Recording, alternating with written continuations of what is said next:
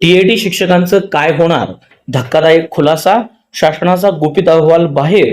काय आहे आजचं परिपत्रक? डीएड बीएड जिल्हा परिषद शिक्षक असाल तर हा व्हिडिओ तुमच्यासाठी आहे. चला पाहूया संपूर्ण डिटेल, संपूर्ण GR.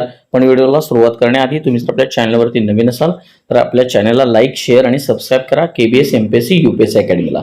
चला पाहूया हा महत्त्वपूर्ण GR, महत्त्वपूर्ण बातमी, शिक्षकांसाठी अतिशय महत्त्वाची.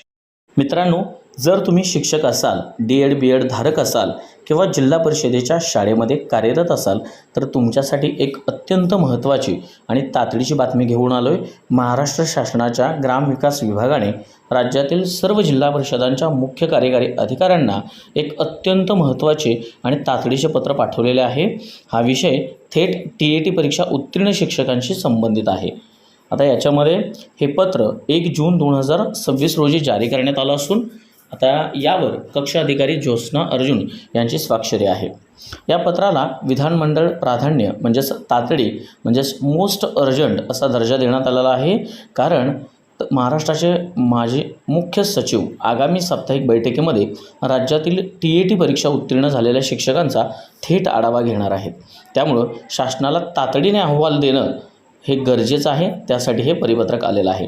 शासनाने सर्व जिल्हा परिषदांकडून आज दुपारी 4 वाजेपर्यंत खालील 3 महत्त्वाच्या मुद्द्यांची माहिती मागवली आहे. ज्याच्यामध्ये TET उत्तीर्ण शिक्षकांची एकूण संख्या, आपल्या जिल्हा परिषद अंतर्गत एकूण किती शिक्षक TET परीक्षा उत्तीर्ण आहेत हे एक संदर्भ आहे. दुसरा संदर्भ आहे शिक्षकांची टक्केवारी. कार्यरत शिक्षकांपैकी TET उत्तीर्ण शिक्षकांचे प्रमाण किती किंवा किती टक्केवारीमध्ये आहे. प्रशासनाचे प्रयत्न, आता शिक्षकांना TET परीक्षा द्यावी आणि ती उत्तीर्ण व्हावी यासाठी जिल्हा परिषद स्तरावर नेमक्या कोणत्या उपाययोजना किंवा प्रयत्न करण्यात आले याची सविस्तर माहिती या ठिकाणी या परिपत्रकाद्वारे मागवली आहे. आता समजून घेऊया की ही माहिती इतक्या तातडीने का मागवली जात आहे. RTE म्हणजेच मोफत आणि सक्तीच्या शिक्षणाचा अधिकार कायद्यानुसार प्राथमिक आणि उच्च प्राथमिक शाळांमधील शिक्षकांसाठी TET किंवा CTET परीक्षा उत्तीर्ण असणं हे बंधनकारक आहे. न्यायालयीन प्रकरणामुळं म्हणजेच आता सुप्रीम कोर्टाचा जो निर्णय लागला होता त्यामुळं आणि विधानमंडळाच्या अधिवेशनाच्या पार्श्वभूमीवर सरकारला ही आकडेवारी अचूक हवी आहे.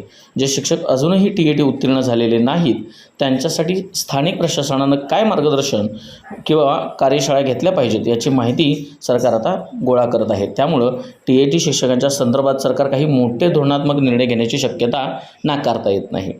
त्यामुळं महत्त्वाचं आहे. तर मित्रांनो, ही शासनाच्या पत्रातील 100% खरी आणि अधिकृत माहिती आहे. त्यामुळं या विषयावर तुमचं काय मत आहे? जिल्हा परिषद शिक्षकांच्यासाठी TET संदर्भात शासनानं काय पाऊल उचललं पाहिजे कमेंट करून नक्की सांगा. आणि शिक्षण क्षेत्रातील अशाच अगदी ताज्या आणि खऱ्या अपडेट्ससाठी आपल्या चॅनलला आत्ताच लाईक, शेअर आणि सबस्क्राईब करा. धन्यवाद.